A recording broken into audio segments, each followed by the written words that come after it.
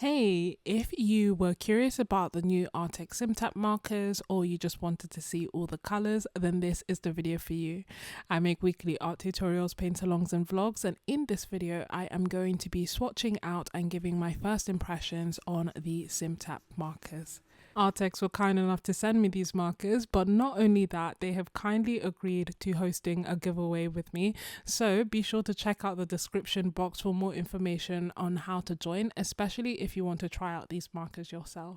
In addition to that, I will leave a discount code down below in the description, as well as links as to where you can get these markers from. I was initially going to do this like all real time, but it ended up taking so long that I thought that you would appreciate the condensed, edited voiceover summary. As I mentioned, this is a first impressions video, but if there are any updates or if I create another video following on from this, then I will leave them in the description. So just be sure to check that out, especially if you're watching this long after I have created it. So this is the 24 set of the Simptap markers. They have a brush nib, which is nice and malleable.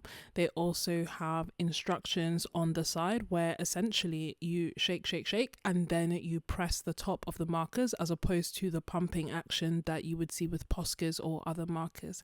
They have numbers written at the top on the cap, but not on the body of the actual pen. And then they have this to just prevent the markers from actually rolling off the desk and just help them keep in place. Although I sped up the rest of the video, I wanted to show this bit in real time just so that you can see how long it takes to prime a pen roughly. So I've shaken it up. We can see how much you have left in here, which is actually quite handy. And now I'm just going to press and see. It's not easy to press. It's not like the most comfortable thing to do, I would say. Like I don't know if you can tell, it's quite stiff. Pressing some more. Oh. That's a nice color, 5. I mean, I was expecting this color, so it's not quite that color. Let me shake it up some more and see, and press a bit more. But yeah, I think that's pretty much it. So nice color, just not the color that we were quite expecting. Then we have this color, which is 13. Oh, forgot to do the pressing. And if you press, you can see that the acrylic starts filling up the marker and then slowly comes down there on the tip. That's a nice color. I'm not gonna lie, the top isn't comfortable to be pressing. It's quite like stiff. So what I have been doing, got like a few markers, for example, place them like this and then press down rather than like using my thumb, because it was actually, after a while, it was actually just hurting my hand to be pressing these down. And I'm guessing that's so that, you know, it doesn't happen by accident kind of thing. I guess my method didn't work because look, you can see it coming down now. This is the one thing that puts me off acrylic markers, like as a whole. You either have to shake and pump, or you have to do this. Okay, so let me press it for longer. Gosh, it's still not there. Come on.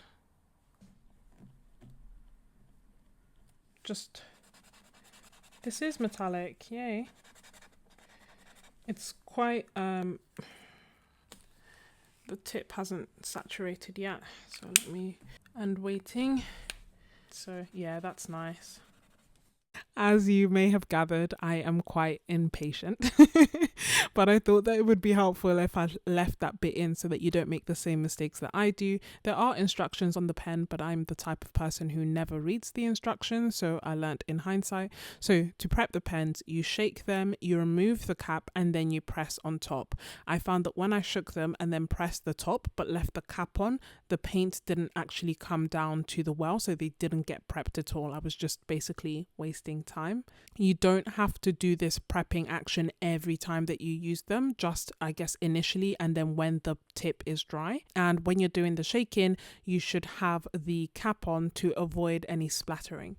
I had started off by swatching in my Caddy Fat book, which has 100% cotton watercolor paper, but I have changed my mind and brought out my Royal Talent sketchbook to swatch in there instead. And essentially the Caddy Fat book has like quite a rough texture. It has watercolor paper, which is quite absorbent, whereas the Royal Talent has a smooth paper that's not as absorbent. And I feel like the markers worked better on there. Like, it's so satisfying to just make nice smooth strokes across the page with them. As I mentioned, and as you can see, they have a brush tip, which means that you can make some really thin lines if you want, but then equally if you add more pressure you can make thicker lines. So I think that it works quite nicely for brush lettering, and I do a little bit of that later on in the video. But I also really enjoyed like the amount of coverage that you can get, and also, wait for it, they are matte. So they dry completely matte, which means that they dry without like any shine or gloss or gleam, which means, my friends, that they are great if you like to use things in mixed media and you want to like layer on top of them. It works really nicely, and I actually end up doing some layering experiments later on in the video just because I was curious. As you can see, the colors are bright, they are beautiful, they dry also without streaks. So all in all, I was really enjoying the process, bearing in mind that I am not like your typical marker artist. Like, I definitely tend to use watercolors and gouache a lot more, but as I've been experimenting with mixed media and exploring it more, I have really come to enjoy using markers. I was just kind of stuck as to how I would create a piece with just markers, so you'll see at the end that I then ended up adding mixed media and then just doing a marker piece and going back and forth. But all in all, I like the feel of the brush pens. I like the colors that are included. I love that, like, I don't know if it's a teal or a turquoise, like second on the right. They had great coverage. They layer on top of each other. I'm going to show you how they work with other medias as well. So I think that all in all, they are really good quality markers. Now, of course, everything has pros and cons.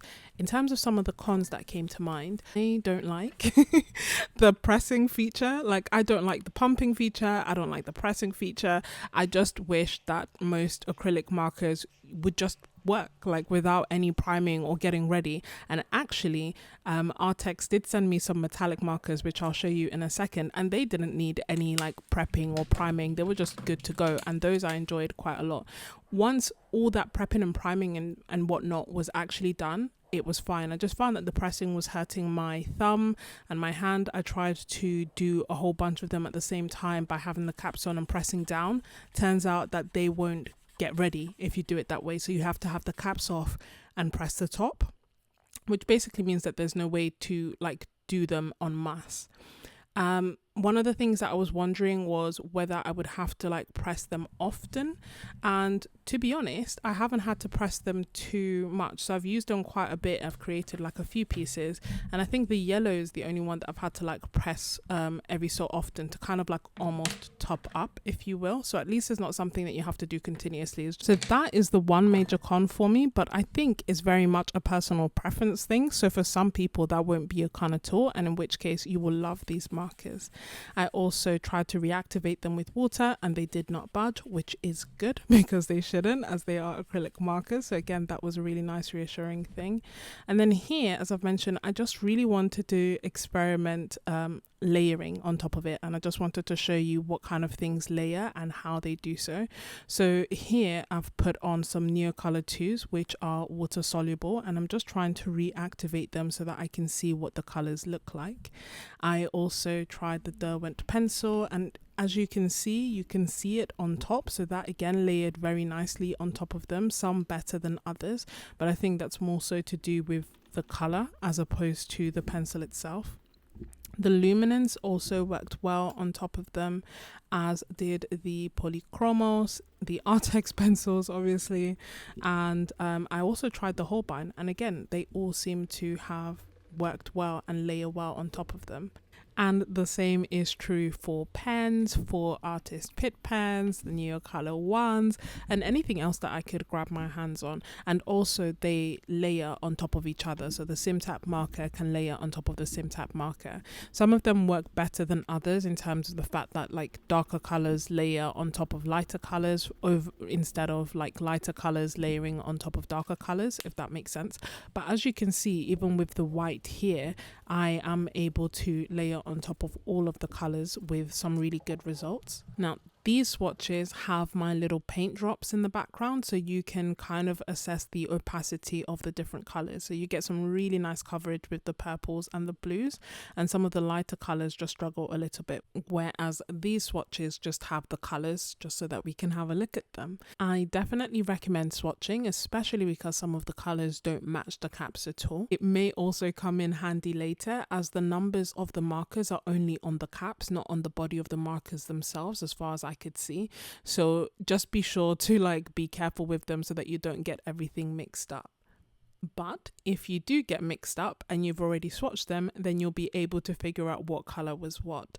There were no like paint accidents while I was painting. So you know how sometimes when you're using acrylic markers, you press down and then it gets paint all over your work? That didn't happen, which is a good thing.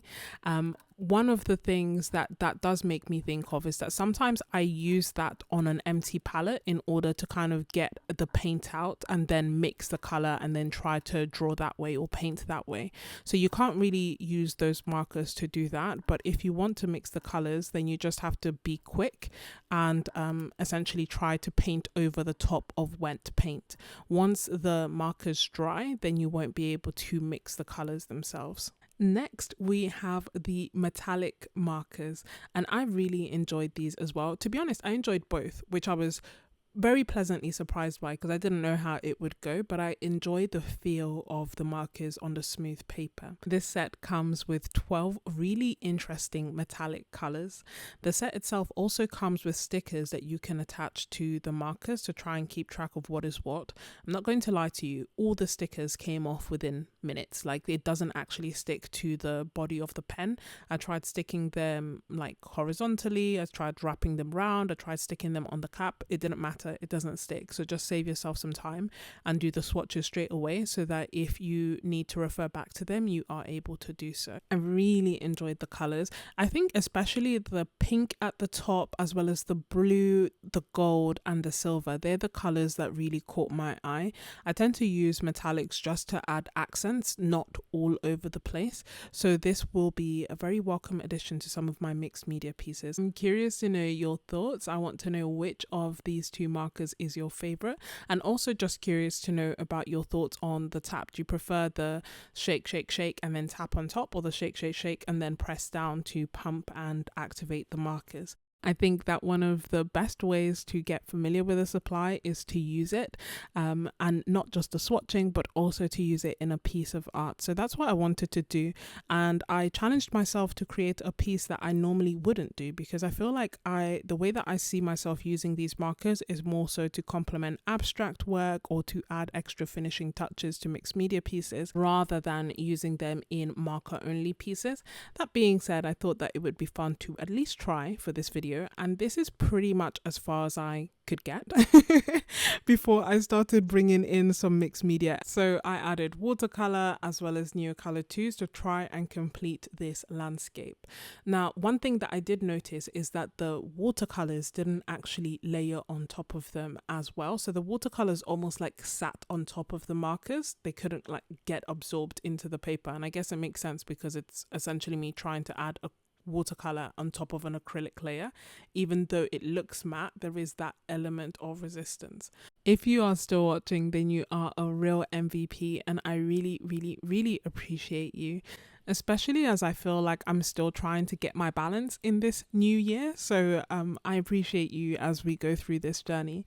Let me know that you are still watching by telling me whether you use acrylic markers in your art or not. And if you do, let me know which ones, how do you use them, how do you find them, and what kind of things do you like creating with them. This felt quite different for me and I didn't know where it was going, but I enjoyed the process and I really liked the results. Here's a sneak peek of something that I'm working on, and for this I ended up using the markers as well, and I found that I quite liked this kind of, I guess, more pop artish style. I hope to fill you in soon. Good luck on the giveaway, and if you enjoyed this video then you will definitely love this series of next ones. But thank you so much for watching and I will see you next week. Bye.